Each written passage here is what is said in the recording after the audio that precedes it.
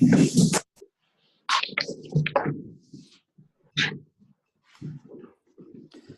muito boa tarde a todos os participantes neste webinar que se começam a ligar a partir deste momento e bem-vindos a este webinar conjunto entre a Associação Portuguesa de Administradores Hospitalares e da SEBEX, do Colégio Brasileiro de Executivos de Saúde. É um prazer estar a ser o webinar conjunto entre as nossas duas organizações. Nós vamos ter dois oradores, um orador português, Rui Cortes, e também um orador do Brasil, do Hospital Albert Einstein. E desde já eu agradecia também a estes dois oradores por participarem neste webinar. Eu creio que temos a ter alguns problemas de ligação com o nosso colega brasileiro, mas ele vai se ligar o mais rapidamente possível. Eu, entretanto, em nome do SEBEX e da APA, dava as boas-vindas a todos que se começam agora a ligar ao longo desta emissão. Entretanto, se o Rui Cortes estiver já preparado, dava-lhe já aqui a palavra. Está o Rui Cortes e o Miguel Lopes. Estão os dois na sede da Associação Portuguesa de Administradores Hospitalares. Eu estou no Centro Hospitalar Universitário de Coimbra. Eles estão em Lisboa e vão então dar também sequência a este webinar. Eu começava já a dar a palavra ao Rui Cortes por agradecer esta sua participação. Rui, eu dava então já a palavra para vós. Então, boa tarde a todos. Quero começar por agradecer o convite da APA e da SEBEX para este webinar sobre o Lean na saúde. O que eu vou fazer é um pouco o enquadramento do Lean na saúde e algum posicionamento de como é que está a situação em Portugal e apresentando casos concretos de projetos de melhoria desenvolvidos. O foco daquilo que vou falar tem muito a ver com a experiência e a abordagem que temos do Lean na saúde, que é sobretudo focado na melhoria da experiência do utente. Isto, apenas em termos de enquadramento, quando o Lean começou na indústria automóvel e depois no início dos anos 2000 chegou à saúde, o Lean tinha muito associado a parte da logística, de gestão de estoques, e cada vez mais foca-se como reduzir o desperdício na ótica de melhorar a experiência do utente, acreditando que uma melhor experiência do utente gera mais eficiência também para as organizações. Primeiro uma pequena apresentação muito breve do que é a Lean de Portugal. Nós somos uma pequena equipa que começou em 2014 a fazer projetos de Lean na saúde em Portugal. Somos constituídos neste momento por cinco pessoas, com bastante experiência na área da saúde e também com formação na área da engenharia e gestão industrial, que é em si mesmo a disciplina que estuda os processos. Uma primeira questão que é porque é que precisamos de Lean na saúde, não é? E acho que este relatório da OCDE, que é o relatório de janeiro de 2017, que podem encontrar facilmente na net, que fala sobre o desperdício na saúde, e é um relatório que tem muito a ver com a questão do desperdício operacional, entre outros, e eu destaco aqui 3 pontos que acho que permite alimentarmos o resto da nossa conversa durante esta hora. Um é que 10% da despesa de saúde é gasta a corrigir erros evitáveis e infecções que as pessoas adquirem quando vão a uma organização de saúde. O outro é que 1 em cada 10 doentes nos países da OCDE sofre uma consequência desnecessária nos cuidados de saúde. E por fim, talvez o ponto mais importante para refletirmos em conjunto é que 20% da despesa em saúde não tem qualquer contribuição para a melhoria de outcomes. E é aqui que nós pomos o nosso foco quando abordamos e quando procuramos o desperdício na saúde. Este é um aspecto que tem a ver com o erro médico, e o erro, em grande parte, muitas vezes é evitável se os processos forem mais robustos e que alguém diz que aquilo que chega a causar mais dor do que a doença é o erro. E isso leva-nos a refletir como é que podemos fazer as coisas de forma diferente para reduzir o erro, caminhando para o defeito zero, que é um conceito bastante defendido. Perante isto, são várias as oportunidades de melhoria e muitos de vós certamente estão a ouvir, trabalharam na área da saúde, se não todos, e reconhecem muitas das coisas em que há oportunidades de melhoria na saúde. Contudo, quando nós perguntamos quem é que quer mudar, toda a gente mete, quem é que quer que haja mudanças, toda a gente mete a mão no ar, mas quando perguntamos quem é que quer mudar, já são poucos os que levantam o braço. E o Lean é exatamente uma forma de tentar envolver os profissionais para que queiramos fazer todas as mudanças e não apenas que os outros mudem, que é sempre a parte mais fácil. E o que é que isto tem a ver com qualidade em saúde? Tem a ver que, segundo este livro podem encontrar na net, é só pesquisar e encontram para descarregar em PDF gratuitamente. É a história do Virginia Mason, que é um hospital em Seattle, que foi o primeiro hospital a aplicar o Lean na saúde com uma longa experiência desde 2001. E aquilo que o Virginia Mason defende é que se imaginarmos um hospital de 500 camas com uma qualidade de 99,9%, estamos a falar deste número de situações que podem, em algumas delas, afetar os doentes. E esse é um bocadinho o ponto que nós queremos, é de todos aqueles erros que acontecem com apenas 0,1% de falta de qualidade, quais destes é que podemos evitar ou pelo menos reduzir. Para isto temos um olhar, e esta é a fórmula da equação da qualidade, e que aquilo que diz de uma maneira muito simples é que para aumentar a qualidade de um processo, e neste caso na saúde, acima de tudo temos que reduzir o desperdício, porque muitas vezes a tendência das organizações e dos profissionais é que quando queremos melhorar algo, precisamos de mais recursos humanos, precisamos de mais informática, precisamos de mais sistemas de informação, mais obras, e esta equação mostra exatamente o contrário. Não quer dizer que não haja situações em que precisemos realmente desses recursos, mas comecemos por reduzir o desperdício, e se eu reduzir esse desperdício, a qualidade vai por si só garantir. E para isso o que nós fazemos é, sem dúvida, quem trabalha no Lean, é seguir os doentes ao longo da sua experiência nos vários percursos, quando quando vão a uma organização de saúde, e tentar, na ótica do utente, na ótica do utilizador, onde é que estão os desperdícios e com os profissionais reduzir esses mesmos desperdícios. Agora, aplicações práticas, que eu julgo muitas das vezes é aquilo que nós sentimos que as pessoas procuram, ok, isto faz todo o sentido, é muito interessante, mas como é que isto se aplica e o que é que isto tem de concreto?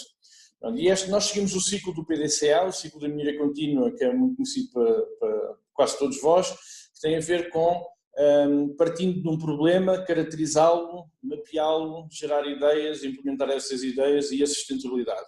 E este é o modo como nós aproximamos qualquer problema num hospital, quando nos pedem um projeto de melhoria no bloco operatório, na consulta externa. O foco é muito partindo do problema, como é que eu vou defini-lo e medir.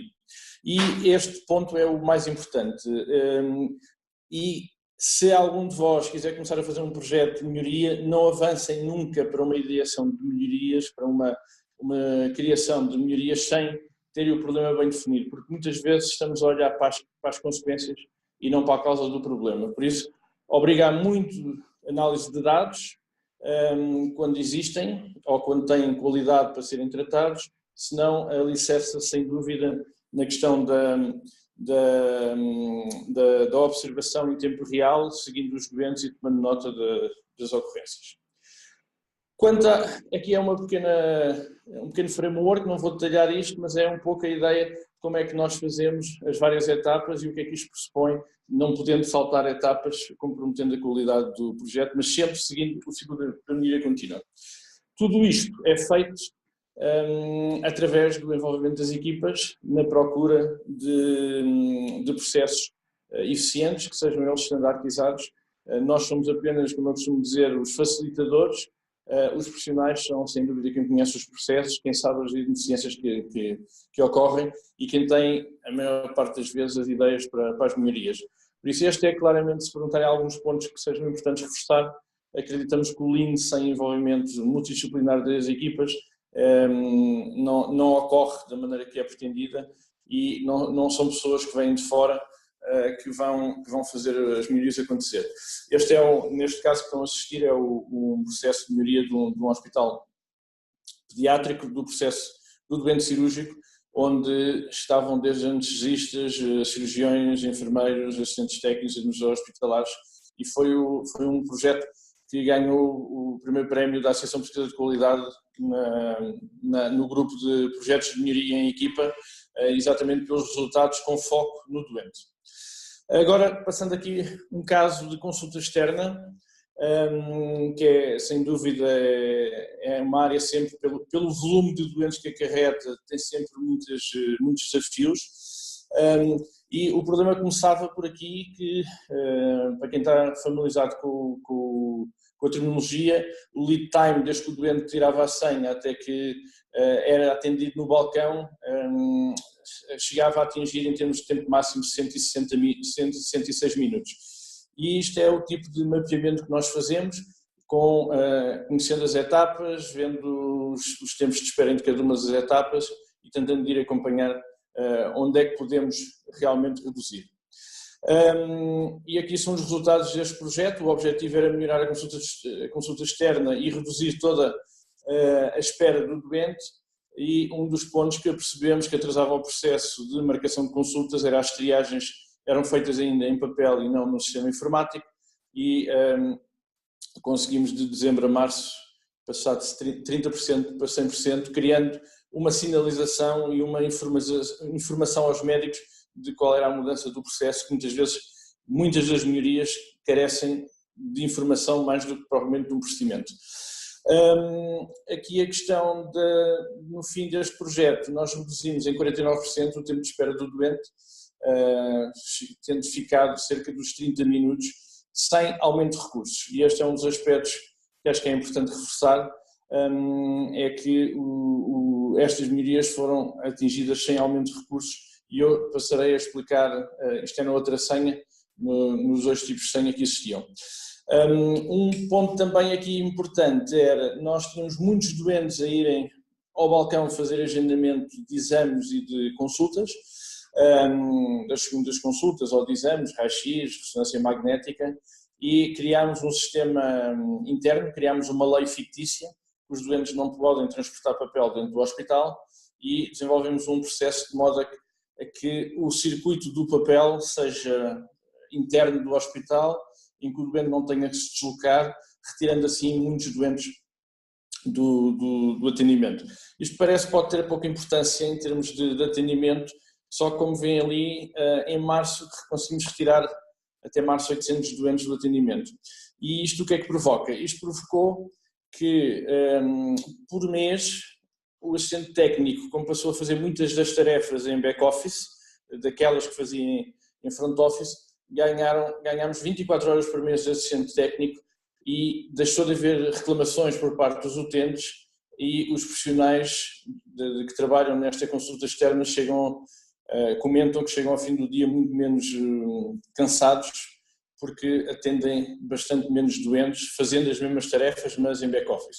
E este é um dos aspectos que tem muito a ver com toda a atividade de ambulatório, que é o equilíbrio entre o back-office e o front-office, reduzindo o multitask, que cria uma exaustão nos profissionais e que nós muitas vezes não a valorizamos.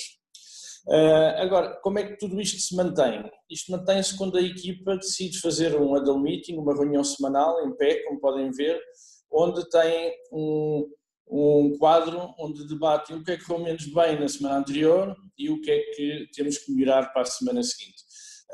Nessa reunião também discutem os irritantes que vão registando durante a semana e vão priorizando os próprios, a equipa, e cada semana escolhem pelo menos um novo irritante para trabalhar, identificando um novo processo de melhoria.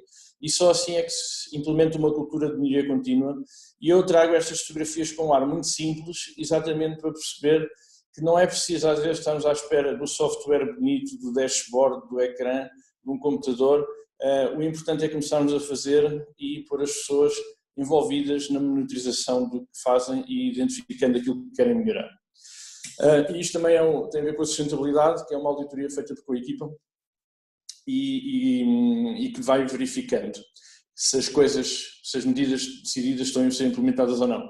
Porque aqui este projeto alicerçou-se porque os doentes de manhã tinham só 4 a 5 balcões abertos e depois iam aumentando o número de balcões de atendimento à medida que a fila aumentava. E nós o que fizemos foi invertemos, a prioridade é atender os doentes e à medida que a fila diminui vamos reduzindo balcões. E só isso permitiu esta redução, como vos disse, de 150 para 30 minutos. Os doentes não desapareceram, não tivemos mais recursos, mas uma questão de organização de processos permitiu claramente uma maior satisfação dos doentes e dos profissionais. Um outro caso, e agora vou mostrar alguns exemplos de situações cirúrgicas, porque estes hospitais em Portugal, nós ainda não estamos numa fase de poder dizer que haja algum hospital, todo ele, envolvido numa cultura transformacional na metodologia Lean, e vamos tendo projetos e focos pontuais onde os conselhos de administração e a gestão de topo mostram uma preocupação em determinadas áreas, seja por produção, seja por eficiência, seja por qualidade. E este é um caso que tem a ver com o primeiro doente cirúrgico, que é sempre um desafio e que a literatura indica que condiciona logo o resto do programa operatório.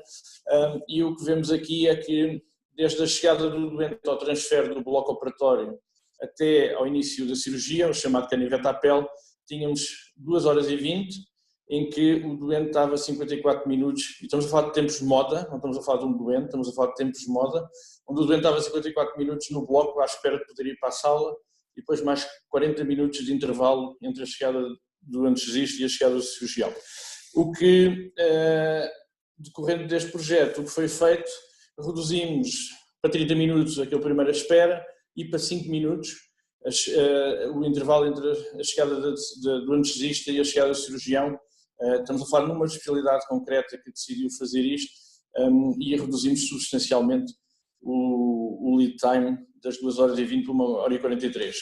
Certamente que se eu estivesse no vosso lugar a ouvir isto, eu pensava, mas 1 hora e 43 ainda é imenso. É um facto, ainda há muito para melhorar, mas a melhoria é contínua e não é expectável que um processo que demora 2 horas e 20, de um dia para o outro, passa a demorar 5 minutos.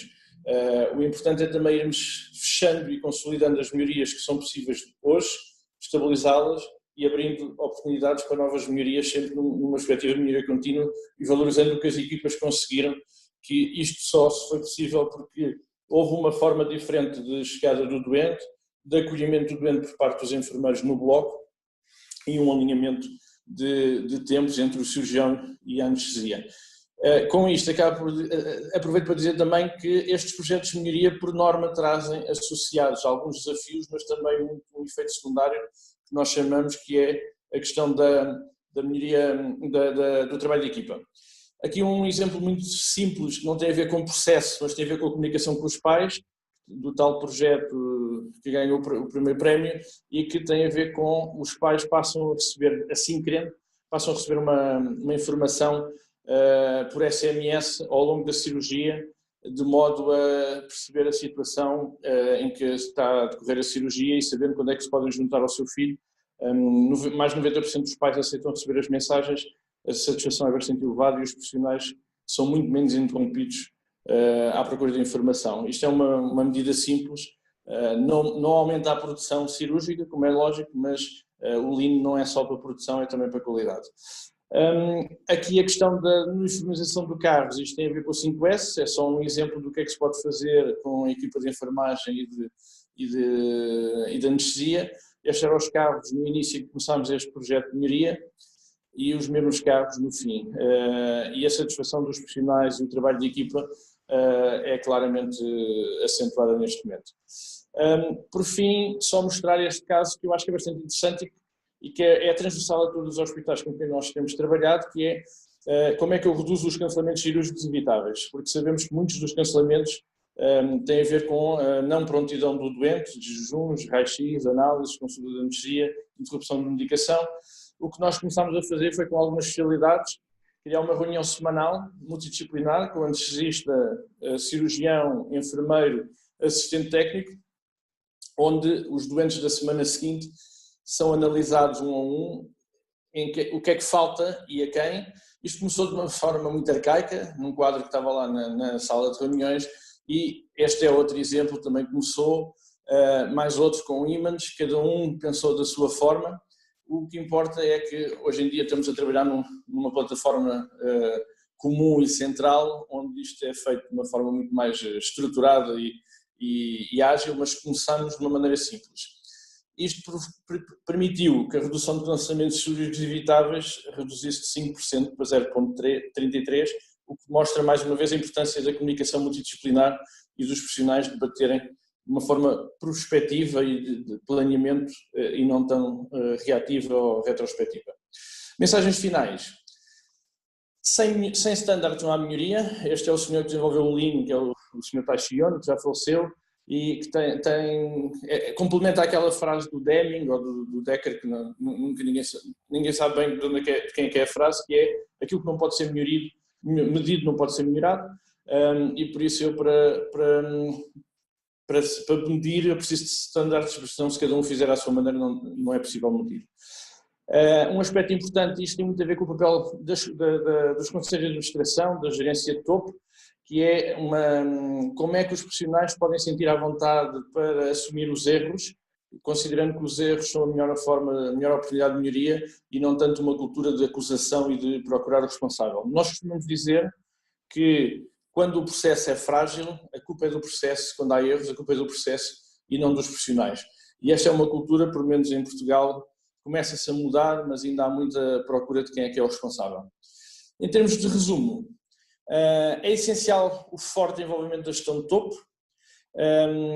Sem a gestão de topo estar envolvida, as coisas não acontecem, porque há decisões que são estratégicas e de alinhamento de prioridades. É importante assegurar uma caracterização detalhada dos processos antes de qualquer projeto de melhoria, e eu reforço aquilo que já disse ao início: sem este ponto não avancem para nenhum projeto de melhoria, com o risco de, a meio, perceberem que não estamos a melhorar aquilo que realmente é importante. Alinhamento dos indicadores de processo e de resultados com os objetivos estratégicos da organização.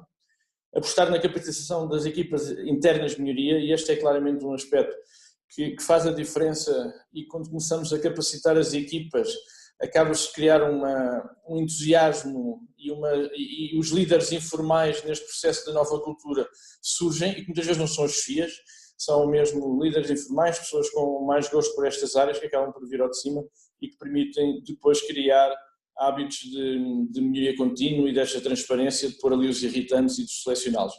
Por fim, criar ferramentas de gestão visual para a sustentabilidade. E este é o ponto mais desafiante de um projeto de melhoria, não é tanto identificar o que corre menos bem e melhorar, é acima de tudo como é que eu mantenho os processos. E obrigado.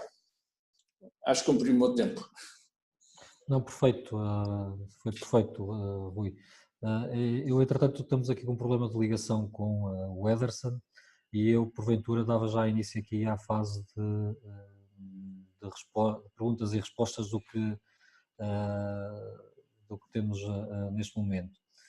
Eu, entretanto, também solicitava para saírem do ecrã da apresentação, para conseguirmos ter aqui uma conversa mais interessante e interativa. Ao nível eu, entretanto, dava então início a esta fase de perguntas e respostas. Eu convidava todos os participantes no webinar a colocarem as suas perguntas na caixa Q&A que têm no vosso na parte inferior do vosso ecrã.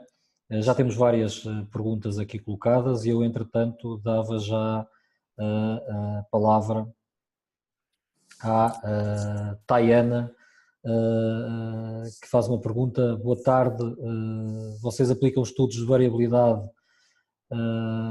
de alguns processos, como por exemplo faturamento hospitalar, usando Six Sigma? Sim. Rui. Sim. Boa tarde, obrigado pela pergunta.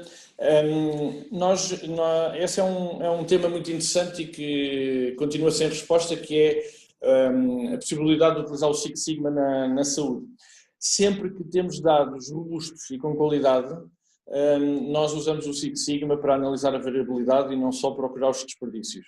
E no caso da faturação e no caso de tudo que é registro informático que não tem muita dependência da intervenção dos profissionais, sim, é claramente algo que nós procuramos. Agora, noutras áreas é mais difícil, às vezes, aplicar o Six Sigma, a não ser que seja por observação e amostra e não pelo universo das situações, e isso condiciona os resultados. Contudo, nas áreas que refere a pergunta de faturação, é sem dúvida uma das áreas onde a gente olha para, usando o DMAIC, olha para a variabilidade e para uma análise mais fina dos dados.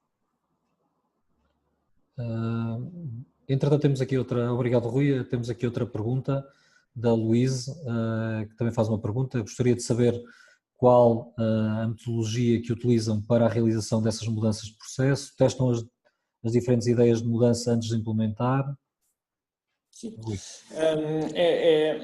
Pronto, seguindo a metodologia do ciclo da melhoria contínua do PDCA, nós não implementamos nada sem ser testado e o teste, dependendo da complexidade da melhoria, pode ser mais limitado no tempo ou mais longo, mas não há nada que não testemos primeiro. Por isso é que é importante ter muito bem claro ao início quais são os objetivos que queremos melhorar, perceber onde é que aquela melhoria vai impactar e indicador e perceber se realmente os resultados obtidos estão ligados com aquilo que se espera. Senão, pelo menos já ganhamos uma certeza que aquela ideia não serve e escusamos de pensar nela e vamos para outra. Mas tudo é testado. Obrigado, Rui. Mais uma pergunta da Tayana, que fez aqui duas perguntas. No centro cirúrgico foi realizado algum projeto focado no giro de sala ou atraso cirúrgico? Eu creio que depois acabaste por apresentar esse exemplo. Na redução de...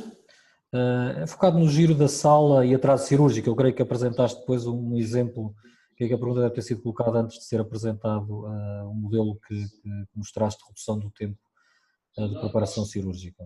Nós, quando começámos a trabalhar a pedido dos conselhos de administração em blocos operatórios, pedíamos muito para olharmos para dentro do bloco. Aquilo que nós hoje fazemos é sempre o percurso do doente cirúrgico, desde que o cirurgião indica ao doente para a cirurgia, até ao dia da cirurgia, pelo menos. E aí obriga a 3 pontos fulcrais. Um é a garantia que os doentes estão aptos para ser operados, que é o exemplo que eu mostrei. O segundo é que o planeamento é feito de uma forma atempada e completa. E o terceiro é dentro do bloco, em que aí são 2 pontos essenciais. Um é o início da primeira cirurgia, que impacta em grande parte o resto do programa cirúrgico de cada sala, e o outro é o turnover, que é a rotação da sala, e tentando sempre utilizar ou o CMED ou outras formas de externalização de processos. Eu creio que é o turnover aqui, em português do Brasil, será o giro de sala, não é? Giro de sala, exatamente. Aqui o Leonardo Grosso faz também uma pergunta. Após elencar os problemas do hospital, vocês viram a necessidade de organizar um hackathon para identificar e criar soluções que pudessem resolver algum destes problemas? Sim, nós quando encontramos os problemas, porque infelizmente nem sempre os profissionais têm tempo disponível para o tempo de melhoria contínua, por isso muitas vezes as observações são feitas por nós. Contudo, assim que mapeamos o processo e que criamos o Value Stream Map ou o Process Sharp, nós com os profissionais em primeira instância identificamos melhorias e mais recentemente, e diria o mais recentemente é nos últimos 6 meses, começamos a também envolver utilizadores, sejam os utentes, sejam as famílias, na identificação de problemas e na geração de sugestões de melhoria. Obrigado. Temos outra pergunta aqui da Maria João Melo. Como proceder a processos de melhoria em ambientes em que existe falta de engagement dos profissionais? Sim. Da adesão dos profissionais. É uma pergunta que há duas questões que nós temos aprendido com o tempo e que aqui na Europa se tem falado muito. Uma é que as melhorias, quando há multidisciplinaridade, processos com muitos grupos profissionais, é importante que as primeiras, ou algumas das primeiras melhorias sejam sentidas de imediato. Ou seja, que não tenhamos à espera 6 meses para perceber que conseguimos melhorar, seja o que for. E o sucesso dessas pequenas melhorias, dos chamados quick wins, né, ou melhorias imediatas, é o que acaba por alimentar o envolvimento dos profissionais. Uma das coisas que nós temos feito ultimamente e funciona, porque normalmente o que é que acontece aos profissionais? É quando dizem, isto tem a ver com a imagiologia, ou tem a ver com o laboratório, ou tem a ver com o conselho, ou tem a ver com a informática. E então, cada vez que identificamos os tais irritantes, os tais pontos de melhoria, obrigamos-nos a separar entre o que depende deles e o que depende de outros. E, por norma, a maioria dos problemas a melhorar dependem sempre deles, do serviço, de cada um dos grupos profissionais, cada um, seja do blog, seja da consulta externa, seja do laboratório. E partindo daí, nós depois selecionamos, utilizamos uma matriz simples de benefício e dificuldade de solução e começamos por aquelas melhorias que têm um alto benefício e são fáceis de implementar. E quando os resultados começam a surgir,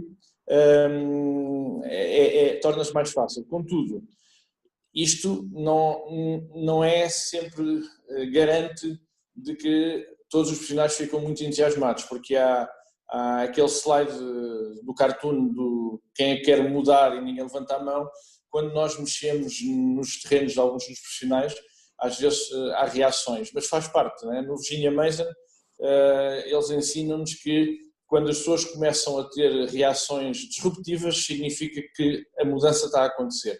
É um bocadinho uma diferença, uma postura cultural diferente da nossa, que ficamos preocupados. Para eles é ótimo, significa que está a acontecer.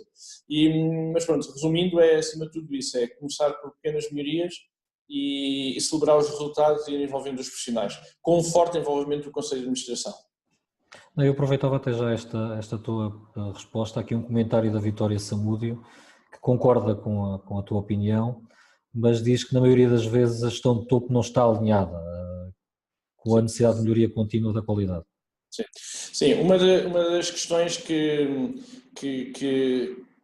obriga é, nós não podemos esperar que baste trazer melhoria contínua para os profissionais ou que baste contratar uma empresa de consultoria para ajudar nestes processos, sabendo que o Conselho de Administração fica a fazer o que sempre fez.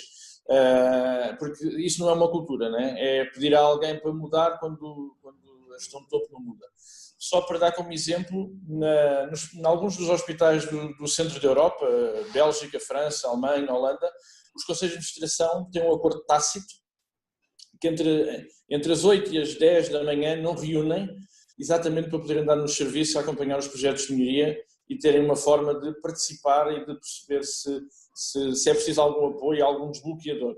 A gestão de topo é um ponto essencial. Sem gestão de topo não faz algumas coisas, mas é muito difícil. Claro, aliás, eu estava também aqui uma pergunta do Pedro Lopes que diz mesmo isto, que é, após a implementação e conclusão do projeto, com os consequentes resultados e os que apresentaste, como é que é a continuação destes resultados? Existem depois possibilidade de continuação? Eu creio que também aqui é necessário o envolvimento da gestão de topo, dos conselhos de administração na manutenção da obtenção destes resultados. Sim, a parte, como eu acho que era no último slide, eu referi que o mais desafiante de um processo de melhoria contínua é a sustentabilidade. Nós temos mudado de estratégias também estamos sempre na nossa própria melhoria contínua, como é lógico, e temos cada vez mais começando a procurar ter indicadores que definem o baseline do problema de forma muito clara desde o início e começar a ter ferramentas de gestão visual, e quando eu digo gestão visual é mesmo na parede. Não é no computador, não é em dashboards, é mesmo na parede, onde toda a gente possa ir acompanhando. Os conselhos claramente têm um papel importante, mas tem que haver standardização. Os huddle meetings, aqueles briefings diários ou semanais, não podem ser um dia à quinta, outro dia à sexta, outro dia às 2, outro dia às 9. É sempre ao mesmo dia, sempre à mesma hora, no mesmo sítio, onde se definem, onde se debatem aqueles indicadores de processo que são críticos. E este é que é o princípio da sustentabilidade. Sabendo que isto é melhoria contínua e nenhum projeto de melhoria sobrevive se não continuar a ser monitorizado. Na Toyota, uma das coisas que eles dizem é que um projeto que não tenha uma boa monitorização e pontos de barreiras forçadas, pontos de paragem bem definidas, o ser humano destrói-o facilmente, não é? Porque os processos são feitos por nós e por isso é importante haver esta cultura dos indicadores e da monitorização. E se eu melhorar só 5%, eu já melhorei. Não, ótimo. Eu, entretanto, dava aqui também aqui a pergunta do Carlos Vilela, que é perguntar em média quanto tempo demoraram desde a definição do problema à resolução cada projeto que apresentaste. Eu, entretanto, Rui, antes de responderes, eu vou passar aqui a gestão do webinar ao Miguel Lopes, que também está aí contigo. Pedi-lhe ele também para ligar o micro e ir fazendo este acompanhamento, uma vez que tenho agora também um compromisso na televisão sobre o ponto de situação da saúde em Portugal, imaginem, mas entretanto tive muito gosto de estar aqui convosco e vou entretanto passar ao Miguel para ir fazendo a gestão aqui da questão de perguntas e respostas. Dava também nota que por impossibilidade da ligação do Ederson nós vamos agendar o mais rapidamente possível um novo webinar sobre a apresentação da experiência do Albert Einstein, que eu creio que vai ser muito importante para todos nós. Miguel, passava-te então a palavra e a gestão deste evento e dava por terminada a ligação no Facebook e manteremos-nos aqui então na nossa ligação no Zoom. Tá, então obrigado a todos. Miguel. Muito boa tarde a todos.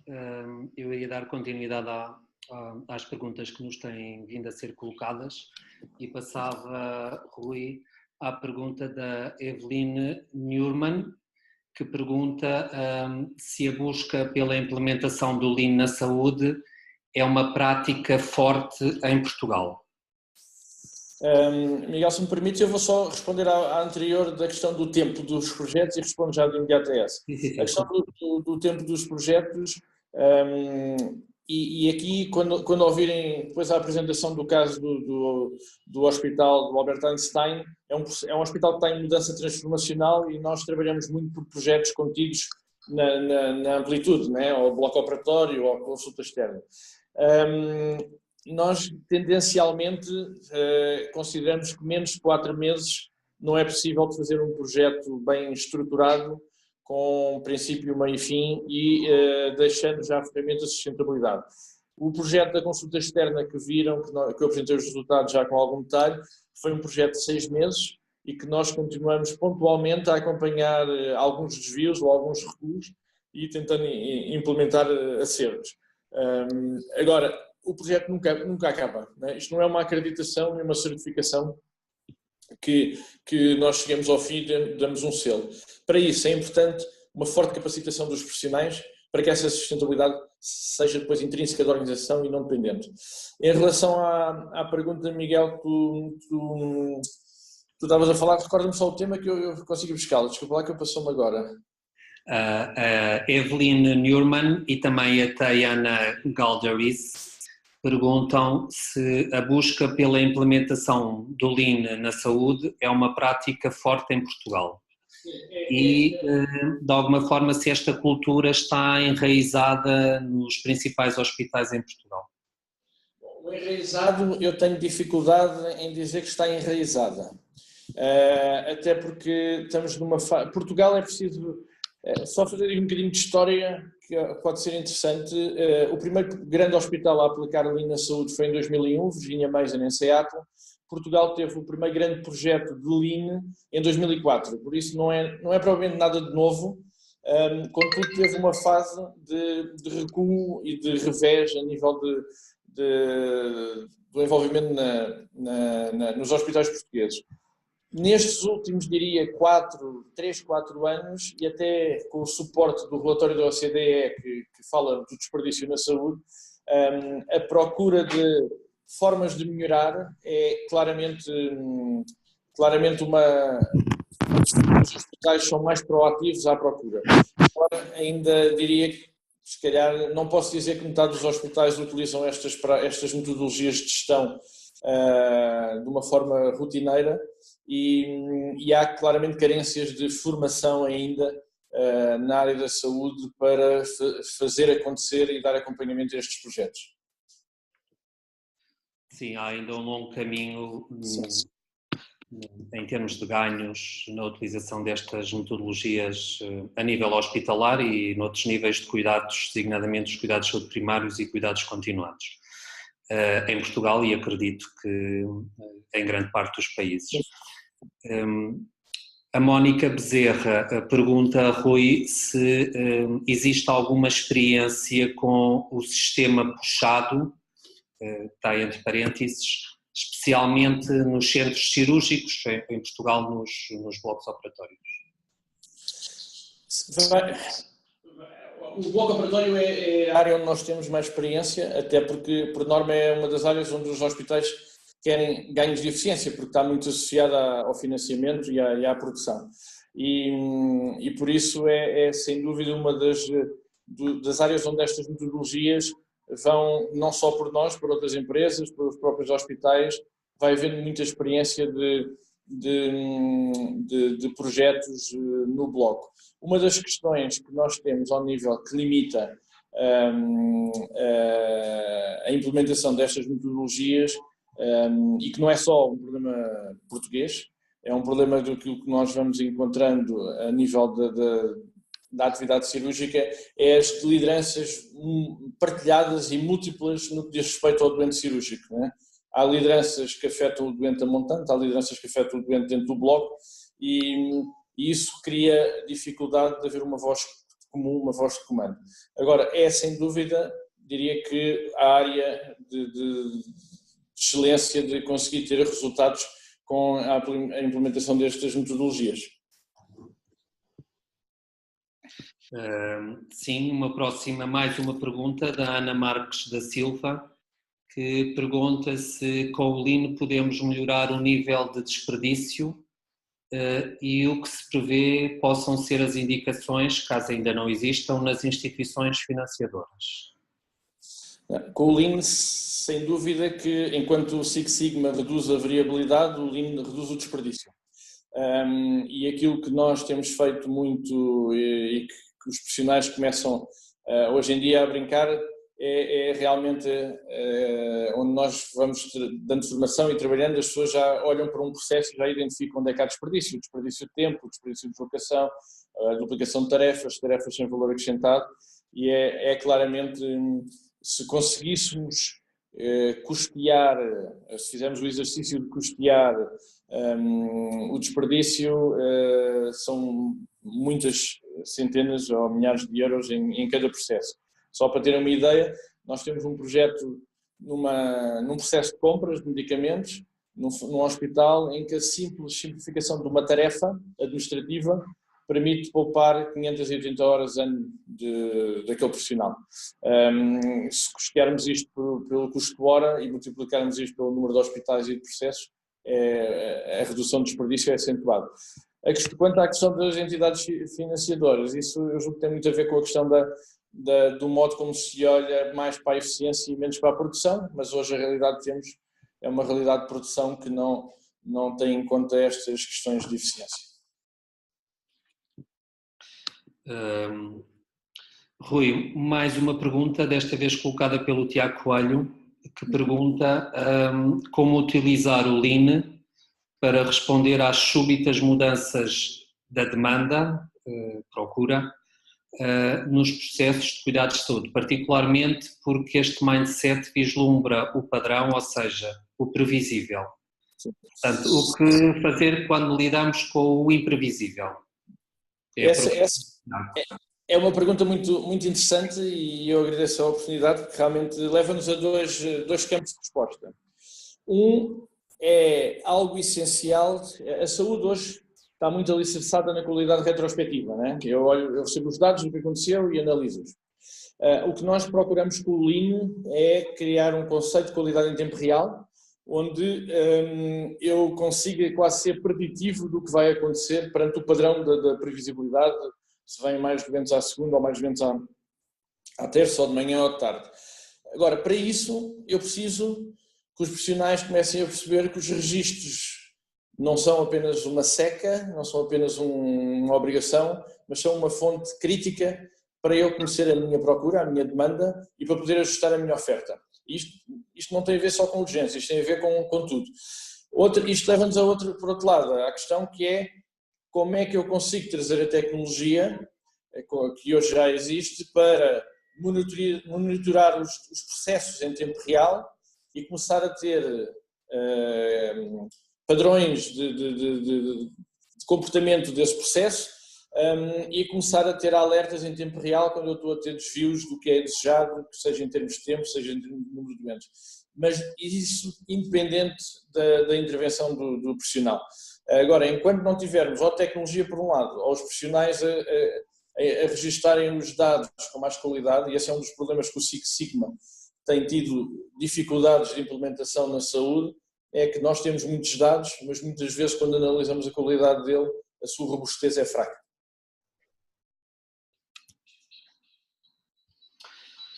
Rui, temos mais uma pergunta da Eveline Newman, que pergunta concretamente qual é o engajamento ou o envolvimento das equipas médicas nas mudanças dos processos, ou seja, como é que é feito para que eles realmente se envolvam e participem? Sim. É claramente um desafio nos processos. Uma das coisas que nós temos sentido é as gerações mais jovens já olham para estas temáticas de processo e de organização de uma forma mais descontraída e como algo essencial, quase. As gerações que têm hoje em dia direções de serviço, cargos de decisão, ainda não têm esta cultura introduzida, e o que nós procuramos é, por um lado, assegurar o forte envolvimento e o alinhamento dos objetivos com aquilo que nós vamos definindo para melhorar, e que alguns dos quick wins sejam, eu digo isto sem qualquer problema, digo isto em qualquer hospital, em qualquer formação, quando eu quero envolver de forma forte as equipas médicas, eu tenho que ter quick wins, tenho que ter melhorias que impactem a sua própria atividade.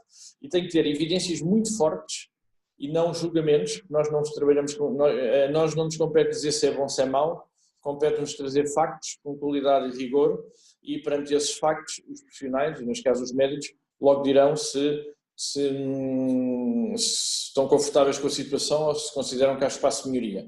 Assumindo que a maior parte das pessoas quer melhorar e havendo um reconhecimento do espaço para melhoria, acaba por depois ser mais fácil de desenvolver. Agora, não se faz de um dia para o outro, não é igual em todos os sítios, e eu até agora não conheço uma receita que consiga dizer que vai dar em todos os serviços nem em todos os hospitais. Sim, haverá com certeza uma grande variabilidade, não só na classe médica, como nos outros profissionais, para a adoção e a adesão a uma cultura de melhoria contínua. Mais uma pergunta, e eu iria aqui juntar a pergunta da Tayana e do António Pedro Lopes. Grosso modo, nos dizem que obviamente no bloco operatório e consultas externas já existe algum trabalho feito e alguma experiência e resultados, mas perguntam em concreto relativamente aos serviços de urgência e de emergência, que projetos existem, se há projetos desses em Portugal e qual é o grau de sucesso comparativo relativamente à aplicação em outras áreas. Existem projetos em Portugal nas urgências. Nós só trabalhamos até hoje numa urgência e continuamos a trabalhar, mas existem vários projetos nas urgências, e a primeira questão, ou o primeiro comentário é que um projeto numa urgência não demora 4 meses. Temos de ter noção que uma urgência é uma multicomplexidade de processos transversais, entre o processo linear da própria urgência com todos os processos fornecedores da urgência, desde serviço de sangue, imagiologia, análise, e por isso a articulação com os serviços quando o doente precisa de ser internado. Por isso não se faz um processo destes em 4 meses, mas existem projetos com resultados. Quanto à urgência, o essencial, voltamos à questão dos dados. O essencial é eu saber onde é que está o estrangulamento na urgência e não achar que eu vou melhorar a urgência, porque há uma expressão do Mark Twain que é a melhor maneira de tratar de um problema muito complexo é dividi-lo em pequenos problemas a começar pelo primeiro. E esse primeiro deve ser o processo que realmente tem mais estrangulamento, que tem mais bottleneck. Seja ele na admissão, seja ele com a imagiologia, seja ele com as análises, seja o entupimento para serem internados, e devemos ir passo a passo, mas precisamos de dados muito, muito rigorosos. E esta é uma das fragilidades que nós temos quando vamos observando alguns dados, porque os profissionais estão muito sobrecarregados de outras tarefas, nem sempre os registros podem ser feitos em tempo real. Quando não são feitos em tempo real, muitas vezes acabam por ter desvios e depois acabamos por ter uma análise mais difícil e que não é fácil de fazer observações 24 horas por dia. Agora, que é uma área onde existe, e não só em Portugal, mas na literatura, se procurarem na literatura em revistas de prestígio, há muita informação de Lean e Lean Six Sigma nas urgências, mas muito focado em subpartes do processo e não no dizer que vamos melhorar a urgência. Porque isso sim é um projeto de 1, 2 anos, sem dúvida nenhuma, num hospital grande. E Rui, a última pergunta que temos, a Tayana agradece relativamente às emergências, ao serviço de urgência e emergência. E por último temos o Efruin Vaidam, que pergunta: para fazer benchmarking em Portugal e nos Estados Unidos, comparativamente à realidade do Brasil, quais os hospitais em cada país que tu recomendarias? Um deles eu já sei de certeza qual é. Bom, nos Estados Unidos, os Estados Unidos é um mundo, né? E aquilo que vou dizer é apenas os que conheço e corro o risco de deixar muitos e bons de fora. E é por desconhecimento e não por seleção de não gostar. Nos Estados Unidos, claramente, o Virginia Mason é a casa inspiradora de muitos hospitais em todo o mundo. O Virginia Mason, hoje em dia, é quem está a fazer a reorganização de todo o sul da Dinamarca e de os hospitais, muitos dos hospitais em Inglaterra, e inclusive no Japão também. Por isso é uma instituição que visitar um hospital em Seattle é perceber o que é qualidade na saúde e perceber que o defeito zero é possível. Que não é apenas uma expressão, nem uma miragem, e eles são transparentes o suficiente para mostrar. Outros hospitais nos Estados Unidos que são claramente de referência nesta área, a Clínica Cleveland, a Clínica Mayo. Eu depois posso partilhar, se a APA e a CBEX conseguirem ter acesso aos vossos e-mails, posso partilhar 2 livros e envia-se os PDFs dos livros da Clínica Mayo da Virginia Mason para poderem ter contacto. A John Hopkins, e a John Hopkins tem uma coisa muito interessante: os alunos de medicina já têm no programa de formação cadeiras de melhoria contínua. É algo que eu acho que seria importante, quer para as escolas de medicina, quer para as escolas de enfermagem, fazer parte do plano curricular.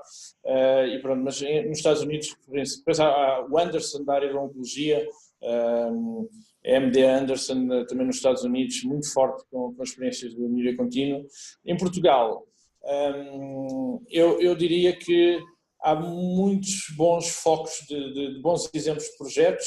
Começando pelo Porto, temos a ULS Matosinhos com um trabalho bastante sólido a esse nível, o IPO do Porto, São João, e eu vou-me esquecer de alguns, que alguém vai ficar zangado comigo, mas assumo isso.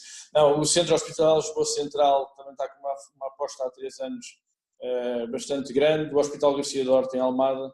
Começa a haver muito bons exemplos, e o Amadora Sintra, e destes que eu estou a dizer, não trabalhamos com todos, estou a dizer aqueles que eu reconheço que são as referências. Mas há bons focos aqui de projetos em várias áreas que vale a pena ter como benchmarking. Rui, não tendo mais perguntas, eu iria desafiar-te em jeito de summing up, deixar-nos algumas mensagens-chave da realidade, obviamente, em Portugal, da implementação do Lean, e dar-te a oportunidade, obviamente, de transmitires alguns dos aspectos que tu consideras mais críticos para todos aqueles que estiveram connosco ao longo do webinar, para a implementação destas ferramentas de melhoria contínua a nível das entidades prestadoras de cuidados de saúde? Em termos da situação, já de um resumo, neste momento há uma aposta forte na melhoria contínua e eu cada vez mais uso menos a expressão Lean ou Six Sigma. O que importa é que consigamos pôr nos profissionais e nas organizações o espírito da melhoria contínua e de não nos satisfazermos com o que está bom. A Volkswagen, a fábrica da Volkswagen em Lisboa, perto de Lisboa, em Palmela tem uma frase à entrada que diz: não há nada, por muito bem feito que seja, que não possa ser melhorado. E este é o espírito que nós devemos trazer para a saúde. Eu, por querer melhorar algo, não quer dizer que esteja a dizer que eu estou a fazer mal. Posso é fazê-lo igualmente bem, de forma mais eficiente, com menos desperdícios e de forma mais simpática e amigável para os profissionais e para o doente. Este é claramente um dos pontos que acho que é importante. Depois, a melhoria contínua é algo que eu, quando acabei a formação em Seattle, lá no Virginia Mason, eu perguntei: então e agora? Eu não sou profissional de saúde. E eles disseram: então agora começas e com o tempo vais aprendendo. Por isso, não é expectável que alguém comece um projeto de melhoria por uma urgência e não é expectável que alguém no seu projeto de melhoria faça melhorias fantásticas. É um caminho que se vai correndo e, acima de tudo, é importante não desperdiçar a pequena melhoria que eu posso fazer hoje à espera de ter uma melhoria grande. E muitas vezes os hospitais ficam à espera de mais um sistema informático ou de mais um recurso humano e todos os dias mesmo, há pequenas melhorias que podem ser feitas com os recursos que temos. Em Portugal há claramente neste momento uma procura de olharmos para estas temáticas e eu há pouco, falei só dos hospitais públicos, mas há vários dos grupos privados em Portugal têm uma forte aposta nesta área também e isso é importante realçar, não estava a ser injusto ou não os ter referido. Agora, nota-se claramente uma preocupação dos profissionais em quererem saber como é que se pode aplicar estas metodologias e conseguir melhorar o seu dia-a-dia. Sendo que o importante é começarmos, como nós costumamos dizer no desporto, não é? Os baby steps, não é? Passinhos de bebê, e irmos ganhando experiência, envolvendo mais profissionais e sabendo que isto é um caminho. Se perguntarem no Virginia Mason ou na Clínica Mayo quando é que vão acabar, a resposta eu digo-vos que é nunca, porque a melhoria contínua não termina. Rui, mais uma vez agradecer-te a disponibilidade para teres partilhado connosco hoje aqui todos estes conhecimentos e dizer também que o Ederson, por motivos técnicos, o Ederson Pereira do Albert Einstein em São Paulo, por motivos técnicos não conseguiu ligar-se, mas queremos agendar um novo webinar para também ouvirmos a experiência do lado do Brasil e daquilo que são os desafios que também se colocam desse lado do Atlântico. Dizer que tivemos 125 profissionais e interessados na matéria ligados neste webinar e de que, sem dúvida, a partilha e a aposta naquilo que são metodologias de melhoria contínua deve fazer parte da nossa vida do dia-a-dia. Mais uma vez agradecer-te, Rui, agradecer-vos a todos que estiveram desse lado e sigam-nos no Facebook e no website da APA e do CBEX. Iremos também fazer chegar a todos as referências das instituições que o Rui recomendou em termos de benchmarking e até um próximo webinar. Obrigado a todos. Obrigado.